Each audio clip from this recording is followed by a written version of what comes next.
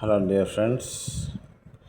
அதாவது நான் ஒரு மியூசிக்கு ஒரு இன்ட்ரெஸ்ட் உள்ளவன் தான். ப்ளஸ் எனக்கு கீபோர்டெலாம் வாசிக்க தெரியும். இருந்தாலும் என்னோடய டேஸ்ட்டுக்கும் மொத்த இந்த உலகத்தில் உள்ள டேஸ்ட்டுக்கும் ஒத்து வர மாட்டேங்குது. குறிப்பாக நான் அதிகமாக கிறிஸ்தவ பாடல்கள் அனைத்தையும் பாடுவேன். தவிர பழைய பாடல்கள் தான் விரும்பி பாடுவேன். அதை விட அதையும் தாண்டி இங்கிலீஷ் பாட்டுகள் அதிகமாக கேட்பேன். அதில் நல்ல லிரிக்ஸும் நல்ல ஒரு அர்த்தமுள்ளதாக இருக்கும். இப்போ என்னோடய டைம் பாஸ் என்னென்னா, நம்ம கிறிஸ்தவ பாட்டுகள் பாடினே தவிர அநேக இங்கிலீஷ் பாட்டுகளை வந்து ஆண்டவரை பார்த்து பாடுற மாதிரி ஒரு கான்செப்டில் பாடிகிட்ருக்கேன். அதில் வந்து குறிப்பாக செலின் டியானோட பிகாஸ் யூ லவ் மீ அந்த பாட்டு வரும்.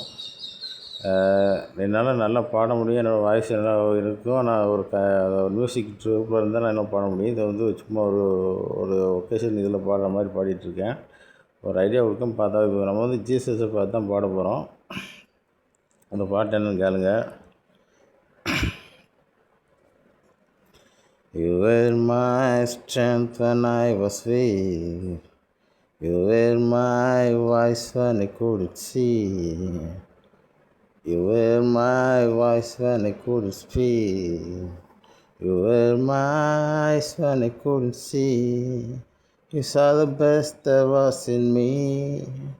Lifted me up when I couldn't reach. You gave me faith 'cause you believe. I am everything I am because you love me.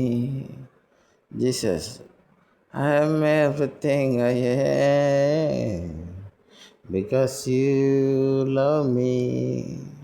இந்த பாட்டோட அர்த்தம் ரொம்ப சூப்பராக இருக்கும். அதுவும் குறிப்பாக ஆண்டவர் நம்ம என்கிட்ட என்ன சிறப்பு இருக்குன்னு எனக்கு தெரியாமல் இருக்குது. ஆண்டவர் என்கிட்ட இருக்குன்னு தெரிஞ்சு அதை நம்பி என்னை கூப்பிட்றாரு.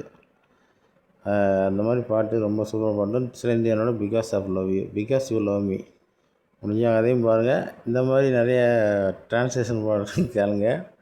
என்னால் தமிழ் பாடலில் ஆங்கில ஸ்டைலில் அடிக்க முடியும், ஆங்கில பாடலில் தமிழ் ஸ்டைலில் அடிக்க முடியும். ஆனால் இப்போ கொஞ்சம் என்னோடய பொருளாதாரம் அப்படி இல்லை. பெரிய பெரிய கீபோர்டோ ட்ரம்ஸோ வாங்குறப்போ இல்லை. வருங்காலத்தில் பார்ப்போம். பிடிச்சிருந்தால் லைக் பண்ணுங்கள். தேங்க்யூ.